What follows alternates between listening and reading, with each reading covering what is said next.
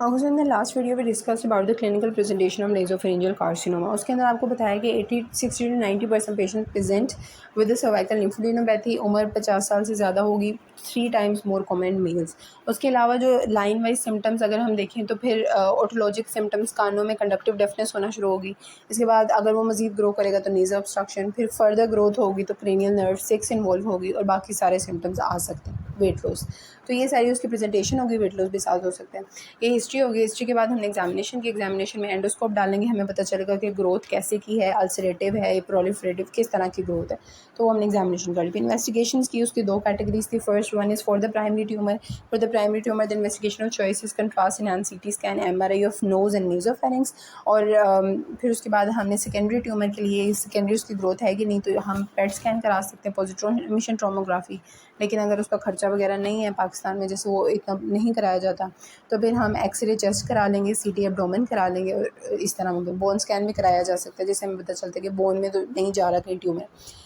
और फिर फर्दर हम बायोप्सी कराएंगे जो कंफर्म करेगा कि हमारा ट्यूमर कितना मैलिग्नेंट है, कितनी डिफ्रेंशिएशन है। याद करें आप, शुरू में मैंने आपको टाइप्स ऑफ बताई थी, तो वो हमें हिस्टोपैथोलॉजी भी पता चलेगा कि ट्यूमर किस टाइप का है। एंड देन फाइनली ऑडियोग्राम, जिससे हमें एयर का स्टेटस पता चलेगा। So this is all about the clinical features, और आपने डायग्नोज कंफर्म सब कैसे किया।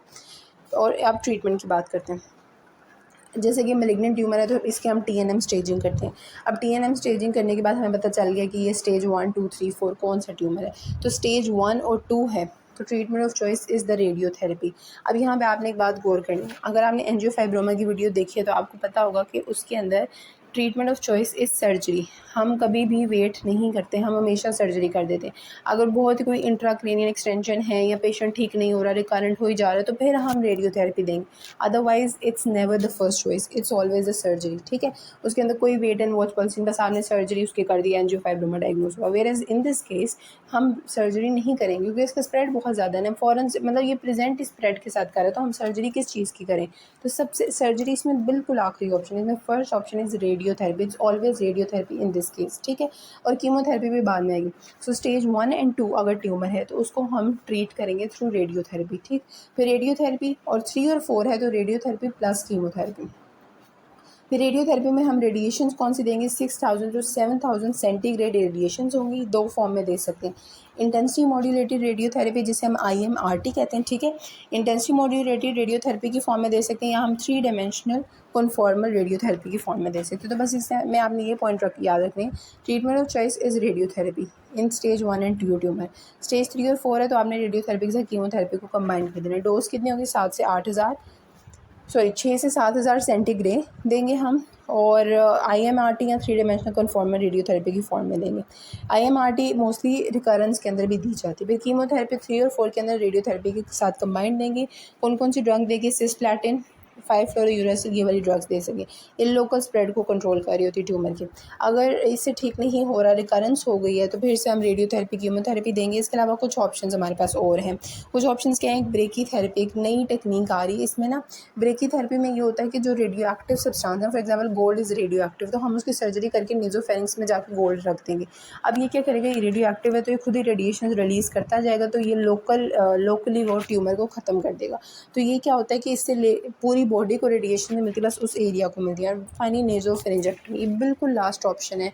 रिकरेंस हो रही है, पेशेंट ठीक नहीं हो रहा, तो आप उसका नेज़ोफेरिंक्स ही निकाल दें। फिर इसमें डिफरेंट अप्रोच हैं, या तो एंडोस्कोपिक अप्रोच हो सकती है, या फिर जो हमने पिछली वीडियो में भी किया था एंजियोफाइब्रोमा में ये अप्रोच पड़ी थी कि लैटरल राइट नोड पे मीडियल मेज़िलेक्टमी, कि नोज़ है और नोज़ के साइड पे मैक्सिला पड़ा होता है, मैक्सिलरी साइनस, तो नोज़ के लैटरली आपने इंसिजन लगानी और मैक्सिला के मीडियली, तो लैटरल राइनोटमी और मीडियल मेज़िलेक्टमी, और मैक्सिलरी स्विंग अप्रोच, लीफोर्ड, ये सारी अप्रोचेस हो सकती हैं। So this is the treatment में बस ये बात याद रखनी है, 1 और 2 के अंदर हम देते हैं रेडियोथेरेपी।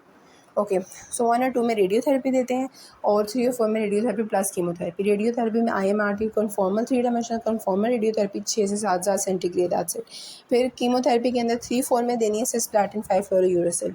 बाकी ब्रेकी थेरेपी हो सकती है, नेज़ोफेरिंजेक्टमी हो सकती है, रिकरेंस अगर ट्यूमर की होगी। लास्ट बात ये है कि TNM staging as such nasopharyngeal carcinoma की इंपॉर्टेंट नहीं है पेपर के हिसाब से। बस आप थोड़ा सा देख लें कि T1 के अंदर वो नेज़ोफेरिंक्स में होगा, T2 में क्या करेगा कि ओरोफेरिंक्स और इधर उधर सॉफ्ट स्ट्रक्चर में चला जा, मतलब फेरिंक्स में रहेगा लेकिन फेरिंक्स में ज़रा नीचे चला जाएगा। T3 में फेरिंक्स से बाहर की तरफ निकल जाएगा, ठीक है। T2 के अंदर थोड़ा पैराफरेंजियल जा सकता है, T3 के अंदर बहुत ही दूर साइनसिस के अंदर चला जाएगा, और फिर T4 के अंदर उसका ऑब्वियसली इंट्राक्रेनियल और ब्रेन के अंदर वो सब एक्सटेंशन हो जाएंगे। नोड्स के अंदर क्या है, नोड्स के अंदर भी आप देख लो कि अगर यूनिलैटरल स्प्रेड है तो N1 है, बायलैटरल है तो N2 है, और इस तरह ही आगे बस इतना ही सा काफ़ी TNM स्टेजिंग एज सच इसके लिए इतनी इंपॉर्टेंट नहीं है। So that's it about nasopharyngeal carcinoma. I hope आपको समझ